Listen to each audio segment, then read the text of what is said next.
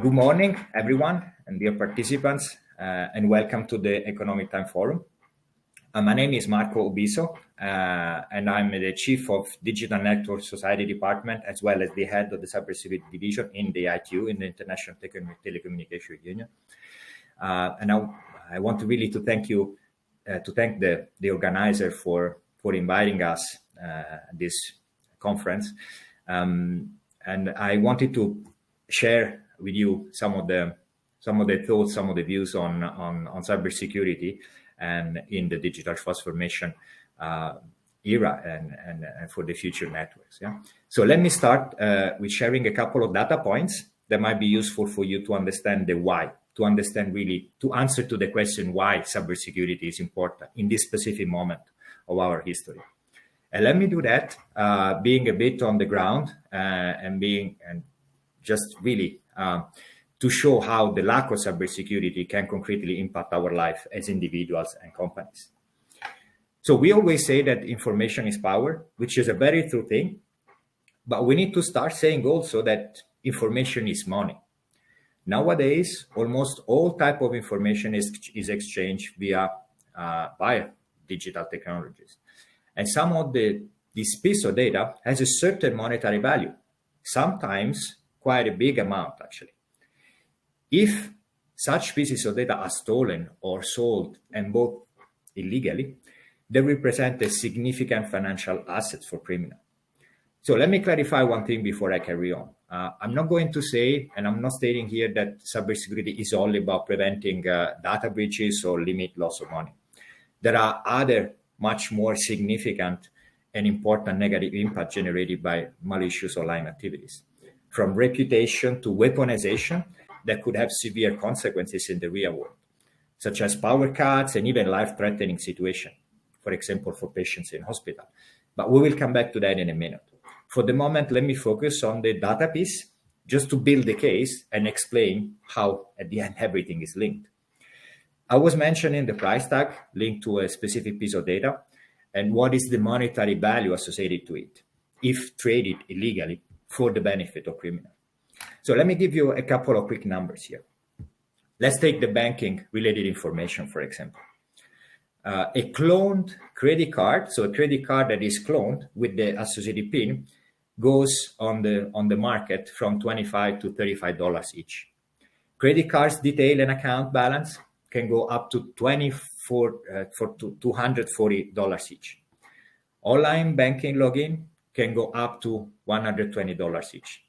Now, if we talk about social media, a hacked Facebook account can be sold up to $65 each. Instagram for $45, Twitter for $35, Gmail accounts for even $80. Now, as we can realize, one single sold account doesn't change our life, doesn't change your life. But what about 1,000? What about 10,000? What about 100,000? What about millions?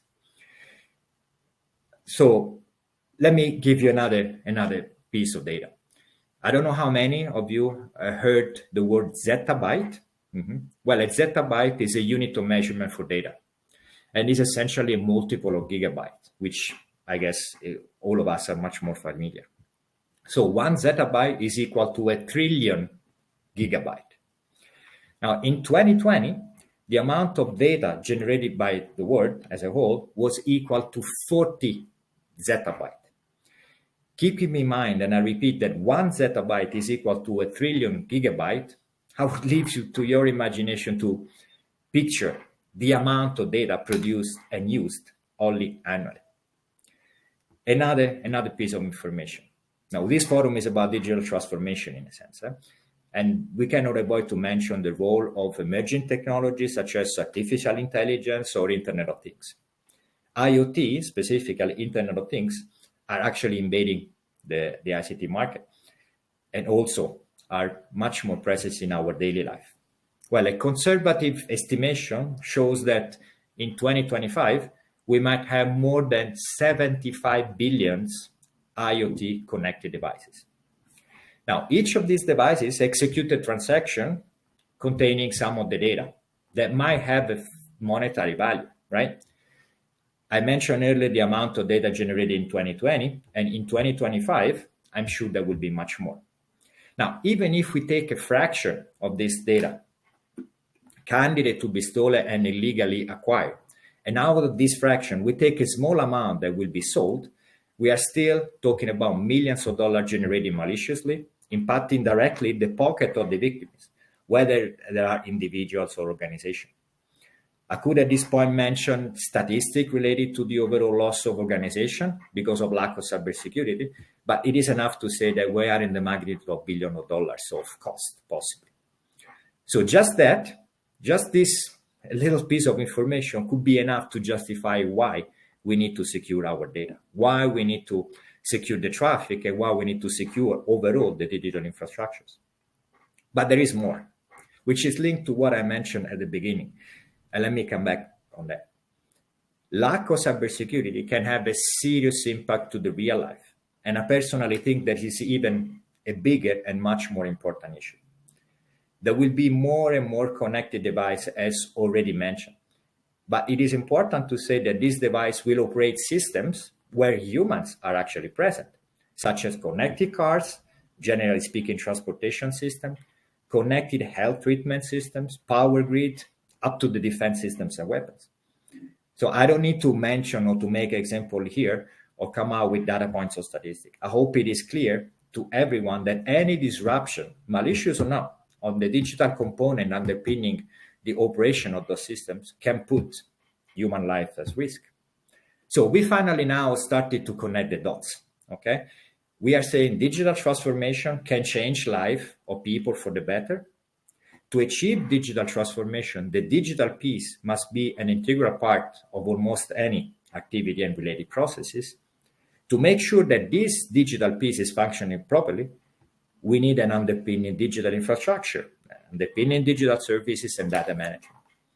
And all these components must be secure. Simple as that.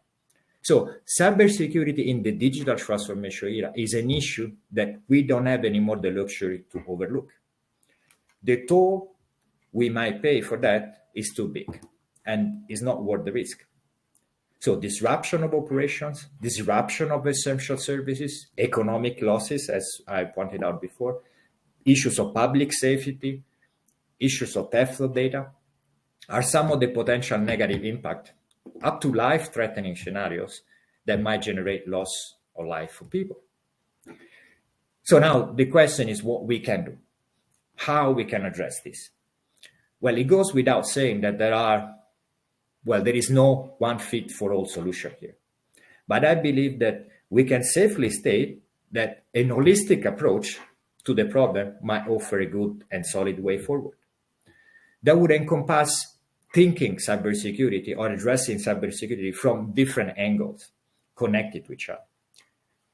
From the governance point of view, with policy and strategy development, with a solid risk management framework, with compliance mechanism.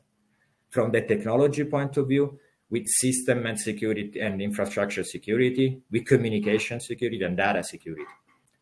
From the processes point of view, with a solid incident response mechanism, with information sharing, with threat intelligence, with monitor and evaluations, among others.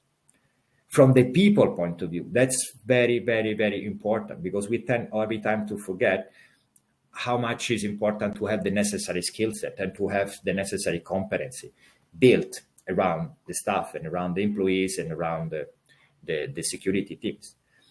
So there, again, we talk about strengthening organization capability, strengthening human resource development, supply chain piece, and third-party security service providers. From the physical point of view, also thinking about physical separation of critical systems and thinking about social engineer preventions. So at the end, cybersecurity in this specific moment of digital transformation cannot be taken as just purely an IT issues, nor single out as just one piece on the puzzle, but must be considered as a cross-cutting component throughout the whole transformation process. So I hope I have contributed to shed some light and to provide some useful information. And I really wish you all a good continuation of. Thank you all again for the opportunity to share.